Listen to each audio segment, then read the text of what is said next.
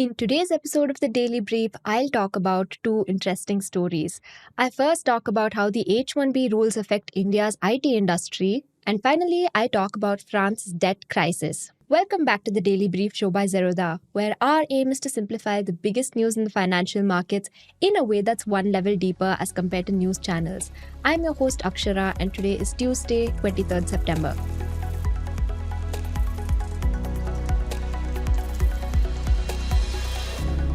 Coming to the first story.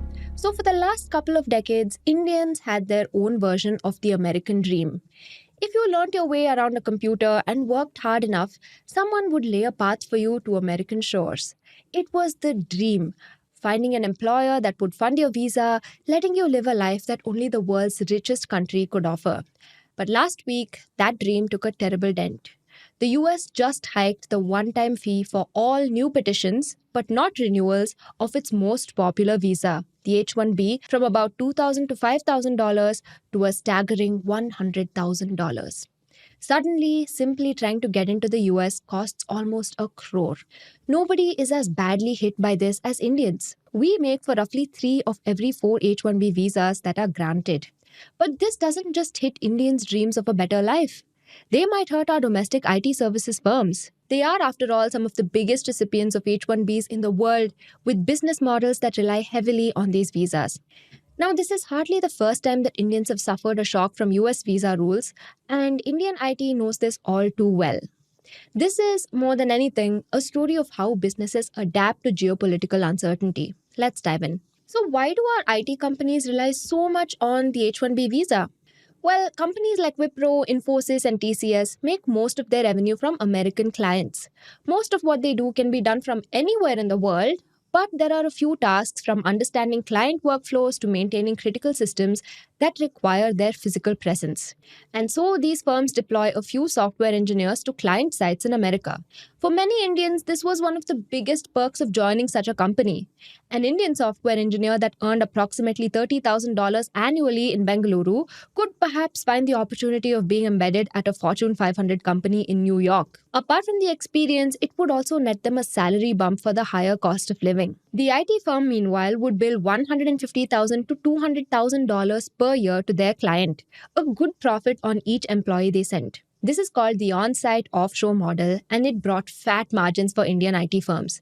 The on-site team made up only 20 to 30% of the project team, while the rest were based out of India. This lets firms charge their clients hefty sums while paying relatively low labor costs for their Indian employees.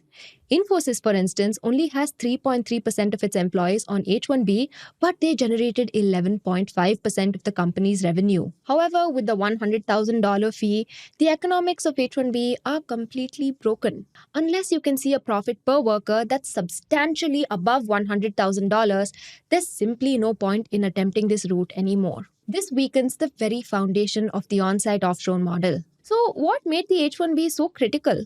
After all, the H-1B had its problems. Your visa had to be sponsored by an employer who would have to pay as much as $5,000 to get you through. There was a cap on how many of them could be given out, and if there were more applicants than the limit, you would have to win a lottery to get one. But as we shall see, it's better than the alternatives. The first alternative is the L1 visa, which allows for transfers within a company. It has no cap or lottery unlike the H-1B, but there's a catch. The visa only allows staff that have specialized knowledge of how their company works and should be directly supervised by the US arm of their employer. By the very nature of their work, Indian IT on-site employees don't fulfill either condition. Indian IT firms have tried to illicitly use the L1 as a substitute for the H-1B, a strategy called body shopping, where generic programmers were tried to be passed off as having specialized knowledge. But that backfired spectacularly. Between 2012-14, for instance, 56% of all Indian L1 visa petitions were declined to clamp down on body shopping. Then there's B1 visas for business visitors. These are supposed to be temporary, meant for attending conferences or meetings that last a few days. Indian IT tried using B1 visas to circumvent the caps of H-1B visas as well, only to learn the hard way that this was considered fraud. In 2013, for instance, Infosys paid a whopping $34 million settlement after being found they'd illegally used B1 visas for on-site workers. Lastly, there are O1 visas, which actually have high approval rates and no annual cap, but they're reserved for genuine stars. Think acclaimed researchers or award winners. The average Indian software engineer hardly fits there. The H-1B was the only legitimate visa that, until now, allowed for skill immigration to the US at scale. You could relocate a generic worker without special knowledge or genius for up to 6 years. It was the only way the labor arbitrage model of an IT company made sense. They could sponsor thousands of H-1Bs every year while yielding good returns. But does this simply rip apart the business of our IT industry? Not really. This isn't their first rodeo. They've been here before and they're prepared. US immigration policy, after all, has often been volatile. After 9/11, for instance, US visa issuance slowed down because of heightened security concerns. In 2009, the US implemented the Employ American Workers Act, which cracked down on outsourcing by making H-1B stricter. Under Trump's first presidency in 2017, H-1B denial rates skyrocketed from 6% in 2015 to 24% in 2018. Then, after the COVID-19 pandemic, Indians would regularly have to wait for more than 2 years just to secure a visa appointment. Which is why, over the last few years, Indian IT firms have consciously decided to decrease reliance on staffing Indians on site. Instead, they either hire locals in the US or convince the client to offshore more of their work to India. And this strategy has yielded solid results. The on-site staff of Infosys on H-1B visas dropped from 30% a few years ago to 24% in FY25. 80% of HCL's US workforce is now local hires, up from 70% a few years ago. Industry-wide, H-1B holders now make up just 3 to 5% of the total headcount versus well above 10% a decade ago. Meanwhile, more client work is also being moved offshore. For some companies, what used to be a 70-30 offshore to on-site split has shifted closer to 80-20, even higher. And finally, India's IT industry is also trying to diversify into regions other than the US, where their business model might have some more stability. That said, what does this mean for the company's numbers? Obviously, Indian IT won't continue making the same number of applications, bearing a full cost burden of all of them.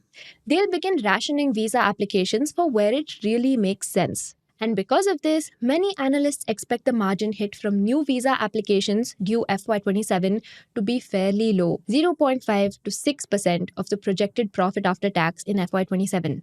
Companies may have to incur slightly higher costs for future visas, but it shouldn't be something they can't bear. In fact, this could even be a net positive, primarily owing to offshoring more of the client work. CP Gurnani, the former CEO of Tech Mahindra, has said, "We'll do more offshoring, there will be more global capability centers or GCCs, and there will be more automation. But there will be some companies who will have to seriously rethink how they do business." Analysts from CLSA, for instance, point out that mid-cap companies like LTI Mindtree and Persistent Systems are more exposed than the largest IT companies as they're more reliant on earnings from H-1B staff than large firms. While those workers who already have a visa will be unaffected, it'll be hard to send new workers to the United States. These companies will have to plan accordingly. Now, there's also another side to India's outsourcing story: Global Capability Centers or GCCs. Indian IT companies aren't actually the biggest H-1B users anymore. In FY24, US big tech companies got more H-1B approvals than the top 7 Indian IT firms combined. They, more than IT companies, might see their operations disrupted by Trump's new policy. But there's a difference. Unlike Indian IT firms, the Indian arms of GCCs don't work for third-party clients. They build products of their own. MNCs create GCCs in countries like India to take advantage of lower labor costs and have them do low-value work. However, over time, these GCCs are increasingly doing more high-value tasks like R&D, becoming key hubs for MNCs. Now, here's the thing. US-based firms use H-1Bs to transfer talent from their Indian GCCs to headquarters.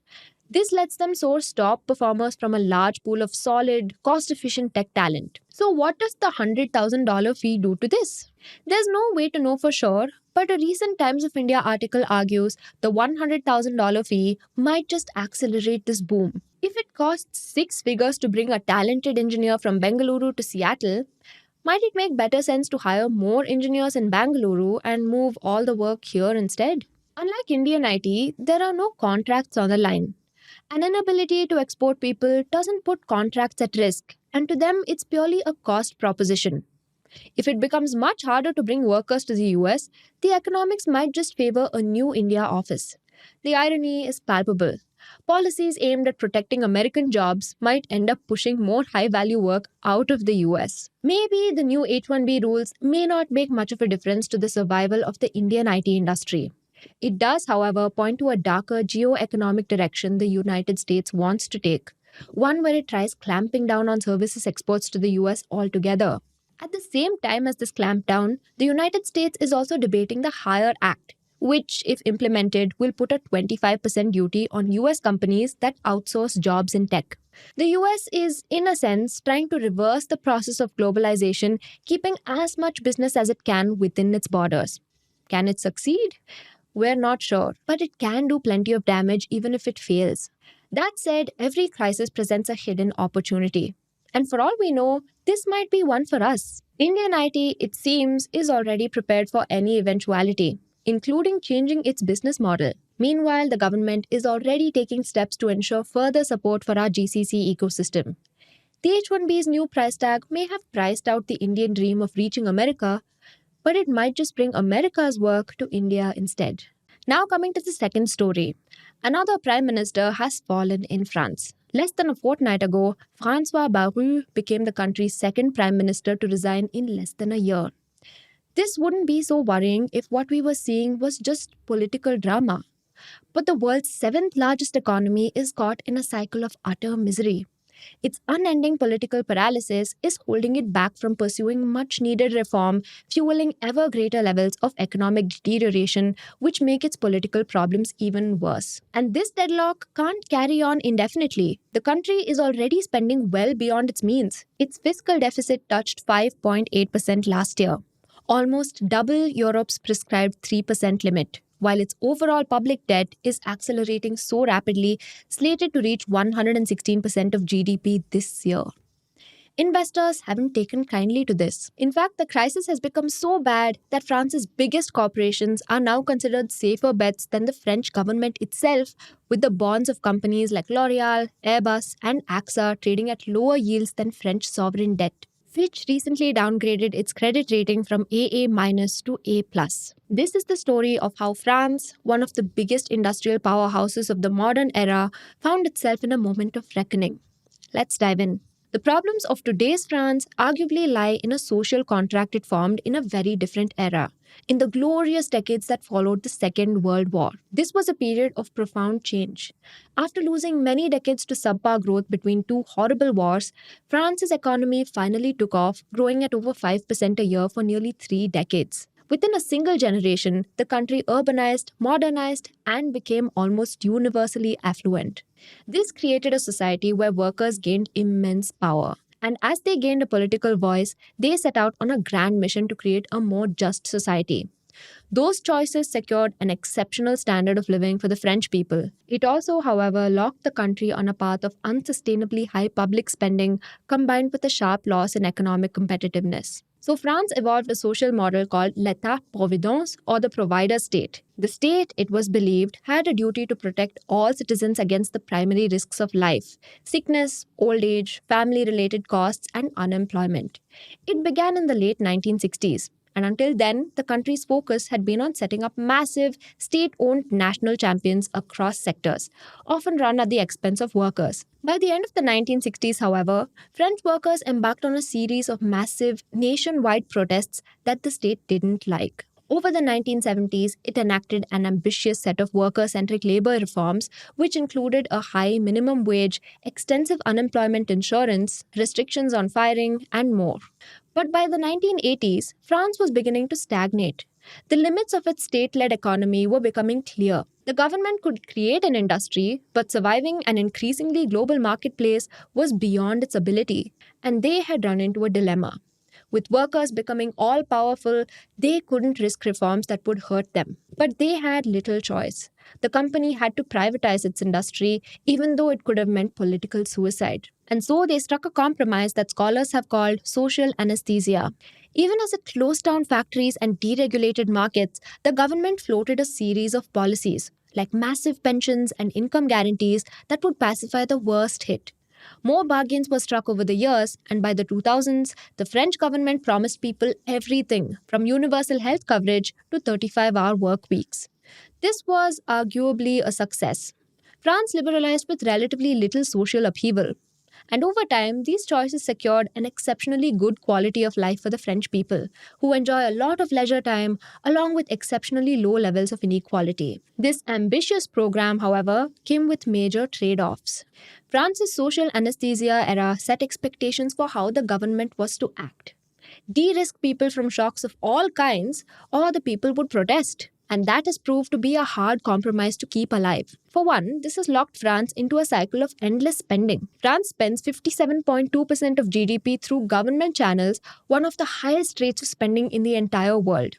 The money for this comes from exceptionally high taxes. That includes sky-high payroll taxes. For every 100 euros that a French employer pays out, only approximately 53 euros actually reach the worker. This makes French workers exorbitantly expensive and prices them out of most competitive markets.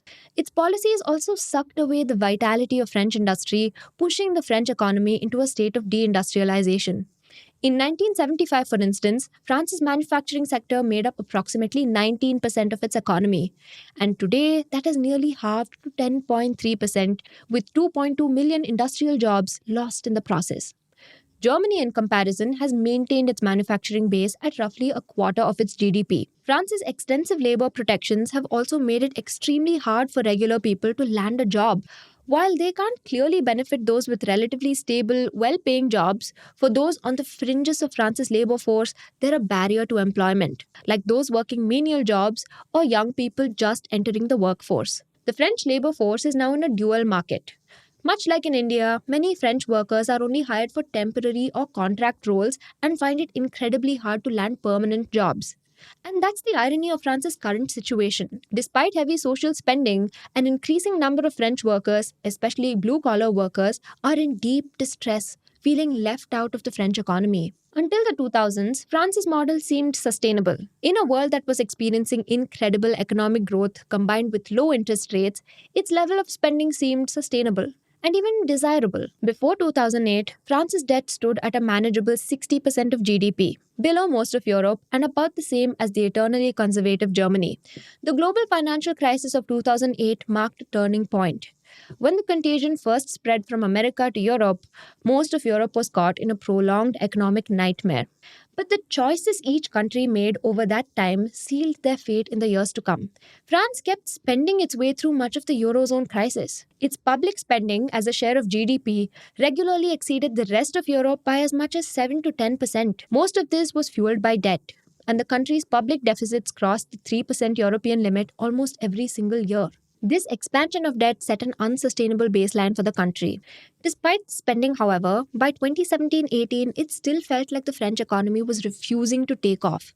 Unemployment was chronically high, investment was sluggish, and its GDP growth had fallen behind its OECD peers. And so, President Macron introduced a package of pro-business economic reforms.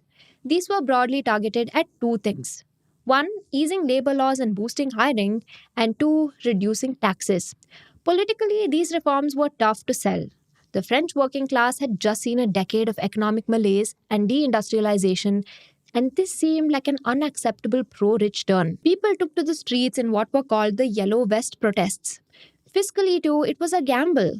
All these tax cuts would, at least in the short term, add to France's public debt problem. Perhaps the government hoped that both problems would eventually take care of themselves. The reforms, they believed, would eventually bring more investment and growth. The jobs it created would calm public anger, and the taxes it generated could solve the public debt problem. But fate, rather COVID-19, had other ideas. When the pandemic rolled around, the French government publicly committed to do whatever it takes to counteract its impact. The French public was already angry. and more hardship was politically unacceptable. And so the government committed to even higher public spending even as its economy was being crushed. In 2020, the country's deficit touched 9% of GDP, thrice the European limit. And as France spent freely, it opened a massive divergence between the public finances of France and the rest of the EU. In 2020 alone, France's debt load went up by approximately 17% to 114.6%. Suddenly, France's debt was well over its annual GDP